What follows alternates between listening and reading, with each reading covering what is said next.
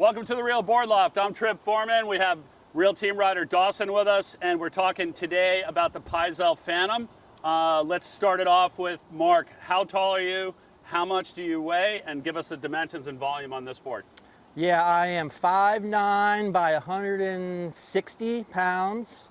And the board is a 5'8" by 19 inches wide, 27.3 liters. All right, so talking a little bit about the Pyzel Phantom, there's nobody out there that doesn't know of the Pyzel Ghost, and what John Pyzel and the Pyzel team did was develop a whole family of boards off of the Pyzel Ghost, because a lot of you, like, you get a new favorite board in your quiver, and then all you want to do is keep that board, use it as like a anchor in your quiver, and then build everything else around it. And so they wanted to have a similar style to the Ghost, but for less wave size and or less wave power than the Ghost. They wanted to keep that wide point forward, putting a lot of foam underneath your chest, making it easy to paddle, easy to catch waves, a lot of glide, and also what wide point forward does is it gives you a lot of momentum. To increase the smaller wave range of the board and like kind of the less powerful wave range of the board, they put a wider tail on the board, and the Phantom is available in two different configurations. It's available in a round tail, which you're typically going to find with a 5-fin, so you can run it thruster or quad. And it's also available as a squash tail, which most of the time we're carrying as a thruster, because typically like squash tails, you think thrusters, you don't think quads. Yep. But also every once in a while, you'll find like an LOL ultra rare out there, which will be a squash tail with a 5-fin as well. So those are the different configurations. That's what the board is made for. Mark, what was the range that you used your Phantom in?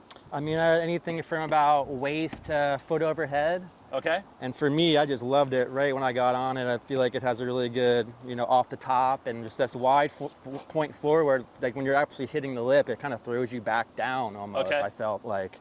But my first day riding it, I loved it. I mean, I was getting a bunch of fun waves on my birthday. I was stoked. Yeah, it was good stuff. There's nothing better than fun waves on your birthday, yeah, right? I loved it immediately.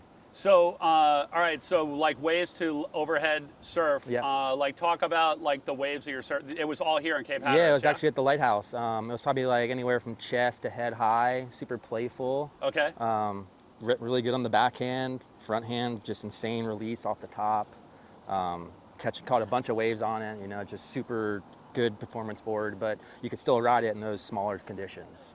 And what, like any mush, and you have any like good grovel days on it? I mean, I've seen you ride like shortboards in waves. I can't even dream about riding a shortboard. Like, how does this thing go when you really need to manufacture speed? I just like putting some large fins in that thing on smaller days. I feel like you get more speed and push out of your turns. And I mean, I rode this thing in probably waist high waves, and that worked insane.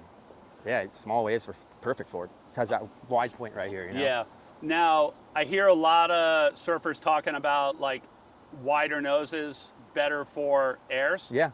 And you're like no stranger to like going above the lip. Yes. So like how does having additional area like up here help you in general, just like not this board, but this board, but in general, why does that help? I just feel like with a wider front, you have more spot to land.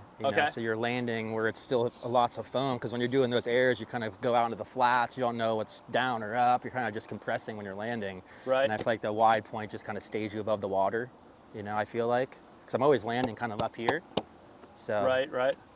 So, in the realm of shortboards, right, which this board has it's got hybrid in it, but it also has shortboard in it. Yeah. Like in the realm of like shortboards, this would be like your daily driver. Exactly. 100%. Yeah, this would be like one shortboard that you can leave in your car and kind of make work in almost anything. Yeah. Especially around here, for sure. 100%. Okay, awesome. Yes. What was we talked a little bit about groveling on it. Like, where does this thing, like, did you find the red line at the top, like where I was like, whoa, this is too much for this board? Probably anything a couple feet overhead, I would say.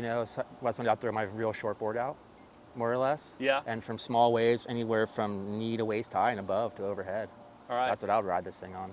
Awesome. And how about like from the entry level side of it, right? Like from the intermediate surfer side of it, like what's the accessibility of this board? Like who could ride this board? I would say intermediate and above, 100%, yeah.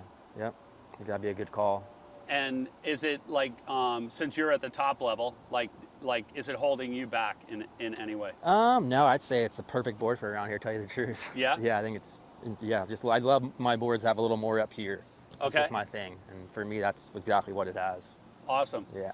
Well, Mark, thanks a lot. That gives us a lot of good info on the Pyzel Phantom. And again, this one is a squash tail thruster. You can also find them in round tail 5-fin. If any of you out there have any questions on the Pyzel Phantoms or would like to place an order for one, you can always call us at the shop, 252-987-6000, or look us up online, realwatersports.com/surfing. Thanks for tuning in.